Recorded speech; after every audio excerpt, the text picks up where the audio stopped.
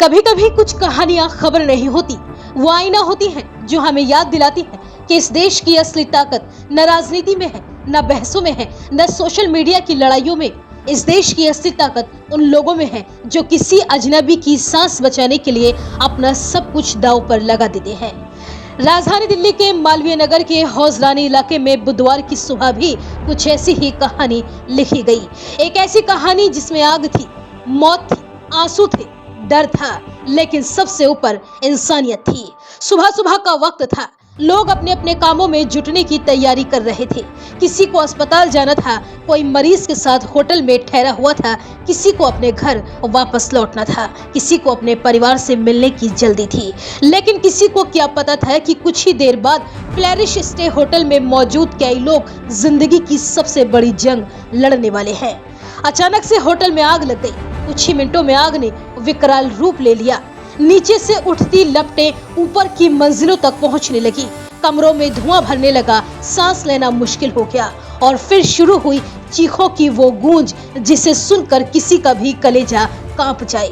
कोई खिड़की से मदद मांग रहा था, कोई अपने बच्चों को सीने से चिपकाए रो रहा था, कोई भगवान को पुकार रहा था, कोई अल्लाह को याद कर रहा था। लेकिन उस वक्त ऊपर मौजूद हर इंसान की एक ही दुआ थी कि बस किसी भी तरह आज उनकी जान बच जाए।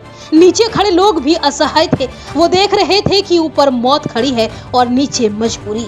इस बीच सड़क के दूसरी तरफ अपनी गद्दों की दुकान पर मौजूद रियाजुद्दीन मंसूरी को हादसे की खबर मिली। उनका बेटा अरमान भी दौड़ता हुआ मौके पर पहुंचा।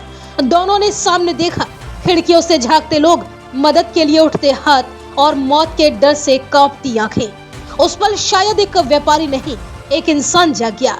रियाजुद्दीन ने अपनी दुकान की तरफ देखा जहां उनकी 40 साल की मेहनत रखी थी, उनकी कमाई रखी थी, उनके परिवार का सहारा रखा था। लेकिन अगले ही पल उन्होंने फैसला कर लिया, आज गद्दे नहीं बचाने हैं, आज जिंदगियां बचानी हैं।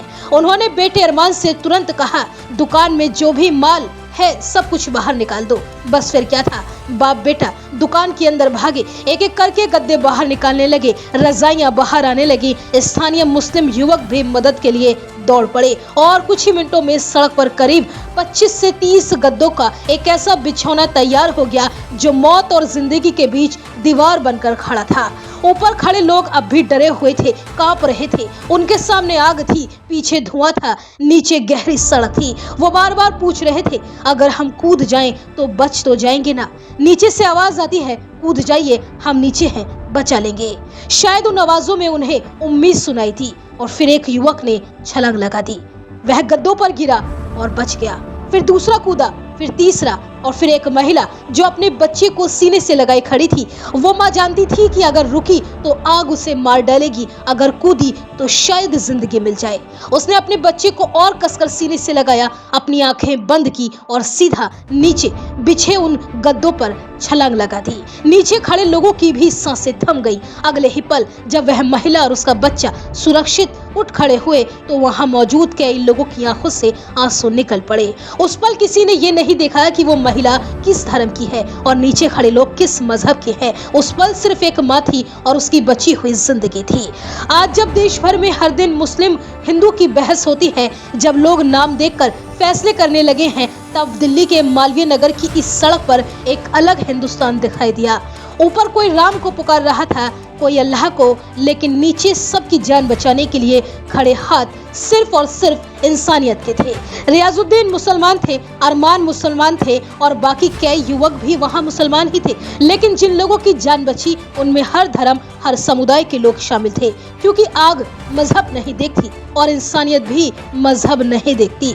हादसा खत्म नहीं हुआ था, घायल लोग नीचे आ रहे थे, कई लोग बुरी तरह से झुलस चुके थे, कई बेहोश थे और कुछ लोग हमेशा के लिए खामोश हो चुके थे।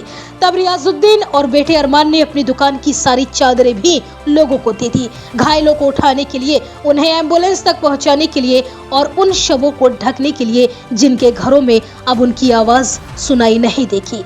सोचिए, जिस सामान को बेचकर अपना घर चलाना था, उस सामान को उन्होंने बिना एक पल सोचे लोगों की जिंदगी और आखिरी सम्मान के लिए सौंप दिया। करीब 2 लाख रुपए का बड़ा नुकसान हुआ। लेकिन जब उनसे पूछा गया कि कोई अफसोस तो नहीं, तो उनका जवाब इस पूरी कहानी की सबसे खूबसूरत लाइन बन गया।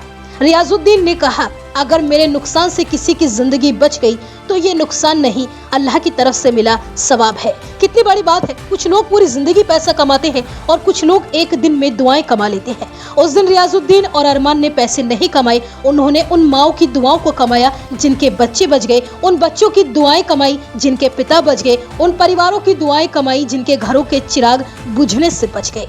दिल्ली के मालवीय नगर में लगी उस आग ने बहुत कुछ छीन लिया, कई सपने राख कर दिए, कई घरों में मातम छोड़ दिया, लेकिन उसी आग के बीच एक ऐसी रोशनी जली जिसने पूरे देश को फिर से याद दिलाया कि नफरत के इस दौर में भी मोहब्बत जिंदा है, इंसानियत जिंदा है और हिंदुस्तान की असली पहचान भी जिंदा है। क्योंकि आखिर में ना कोई हिंदू जीतता है ना कोई मुसलमान, अगर कुछ जीतता है तो इंसानियत होती है। और उस दिन मालवीय नगर की उस धुएं से भरी सड़क पर इंसानियत ने सचमुच जीत हासिल की थी।